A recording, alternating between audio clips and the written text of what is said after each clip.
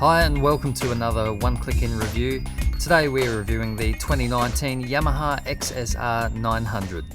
Let's go. Alright, all fueled up. I was running low, I put 12 litres in it, only holds 14. So yeah, I have the XSR900 in standard mode at the moment.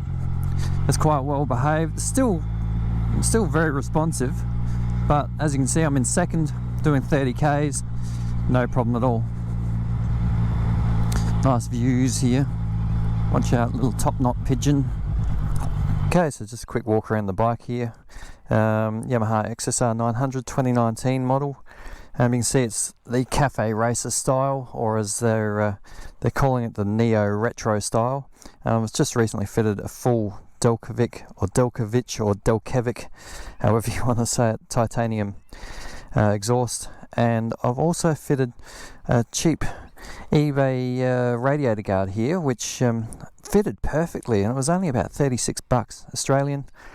As you can see, nice strong looking headlight, beautiful aluminium mounts, 41mm forks.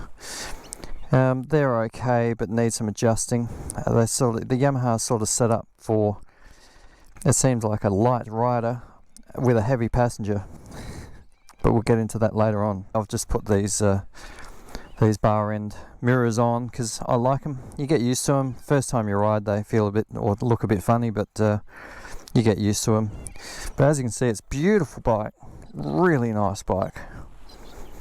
Love the styling of this bike. And even more so, love the performance.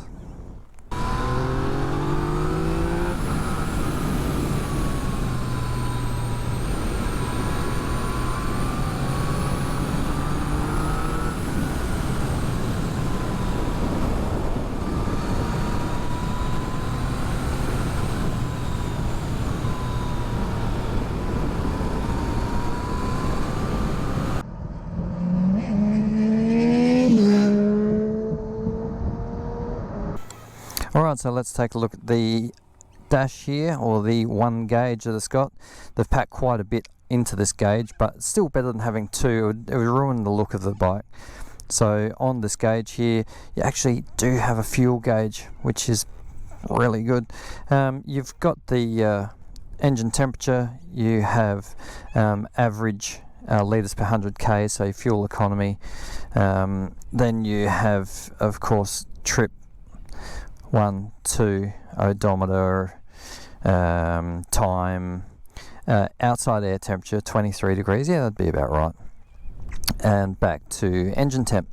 Also you have a good gear indicator, first gear there, nice large speedo.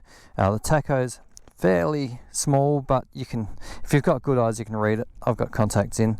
And then of course you have all of your warning and turn signal and neutral indicator here around the outside. So when you start it, oh, listen to that, CP3,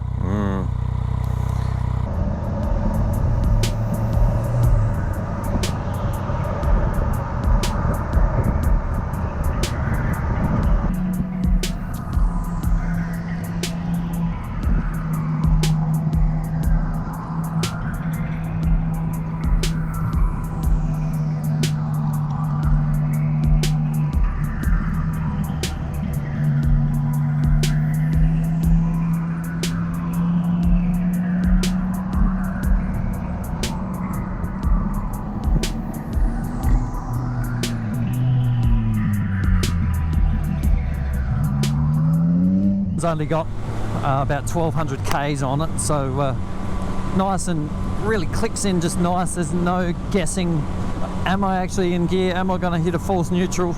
It's straight in, beautiful. And even though I know in all the other reviews that I've seen on these, the suspension's definitely the weak point, and I totally agree. It took quite a while to set up the suspension on this one as best as I could for my weight, but it's worth the effort, because even though it's really the weak point on the bike is still nice and flickable. into corners. You haven't got any problems going into corners.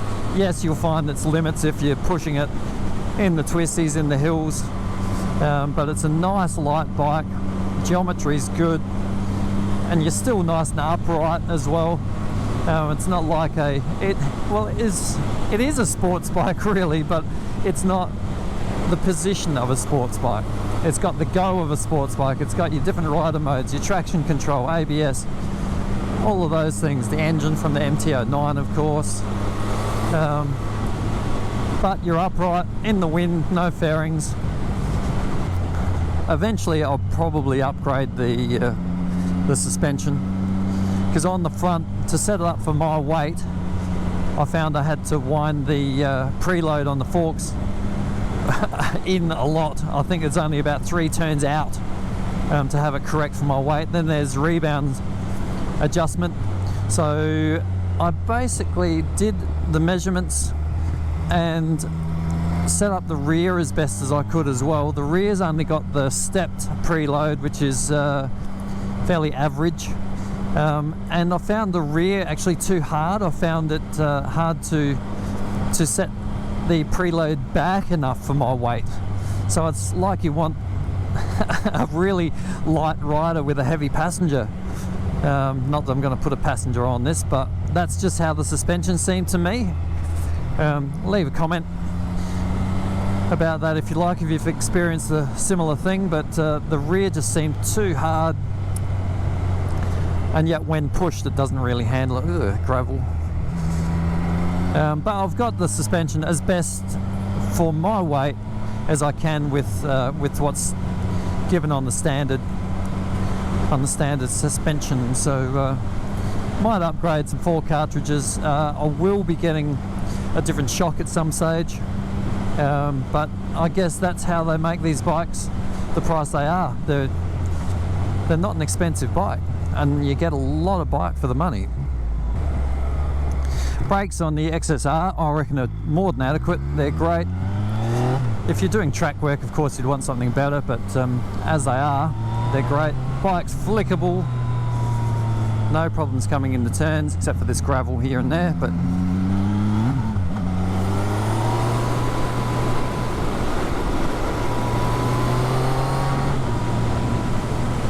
cruising around town, XSR is beautiful. Upright position, nice and comfortable.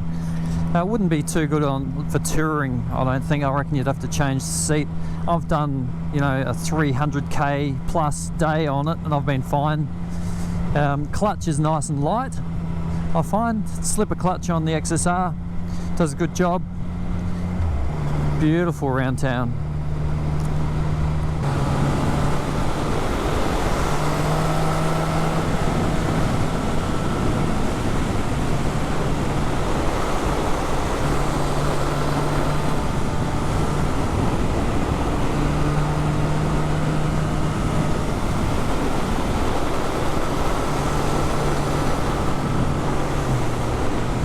Since purchasing this bike, I've put a full Delkevich system, Delkevich, however you want to say it, full system on it. They call it the titanium one. That's probably just the muffler bit that's titanium, the rest looks stainless. Also put the radiator guard on, a eBay special for about 36 bucks Australian, which is brilliant because it's really nice. And I got a bit more performance out of the bike for sure with that system on. It's much lighter. It was easy to fit. I didn't actually buy it for the sound of it, but I do like the sound of it. Explain a few of the rider modes and traction control on the XSR900. So up here you can see your rider modes, and over here you've got the mode button, and you just press that. You can do this on the fly, but you do have to have the throttle closed. So you just press that. A is the fastest, craziest one. B is, I'd say, for rain, or if you're just starting out riding your first big bike, that's a really good option, is B. And standard is, as suggests, standard. And standard's good for pretty much everything, because I find around town A is a little bit jumpy. It's good fun when you're really getting into it, but for everyday riding, standard's really good. So just for this test for now, just to show the traction control, I'll leave it in standard map, and with the traction control here, you've got the control a slide control on the side here. If you go that way, you go to traction control number 2, which is the most intrusive. Slide up, you go back to 1, and if you push it up and leave it for a long time like that, it'll go to off, and it'll give you this little warning light here as well. So what we'll do, I won't do the traction control off because that's just self-explanatory.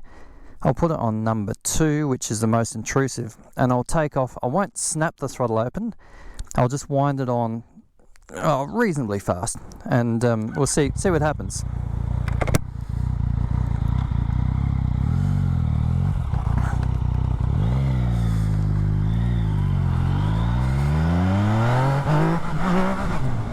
And you can see how intrusive traction control number 2 is. I had the throttle at a set spot just then, and yeah, it starts jumping around and takes over electronically. So if I slide that up to traction control number 1 now, I'm still in standard fuel map, and you'll see the difference as I wind on the throttle.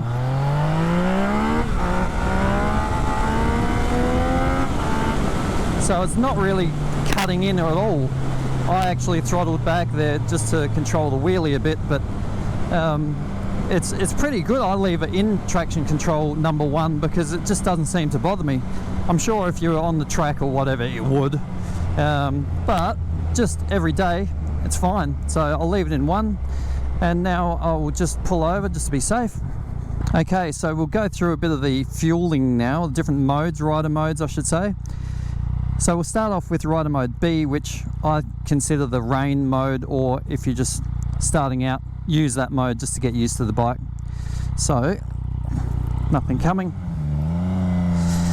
And straight away I can feel the throttle response is down.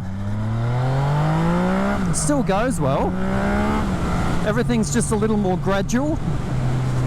So it's what you want, particularly in the rain, or if you're just learning how to ride a bigger bike.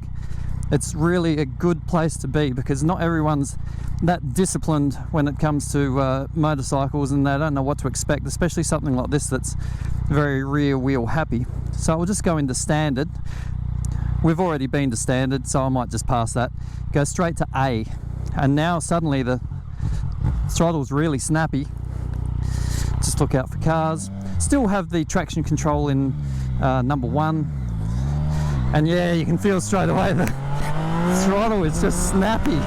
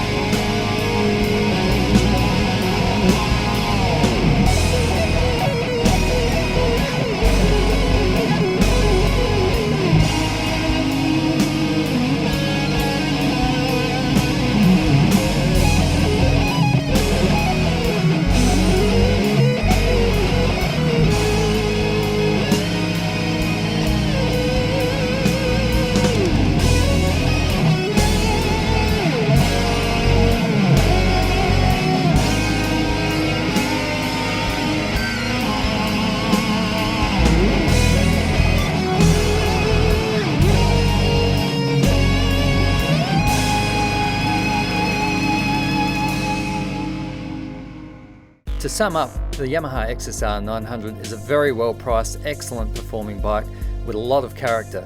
Beautiful retro styling with sports bike performance. Handling could be improved, but for the money you can't really complain.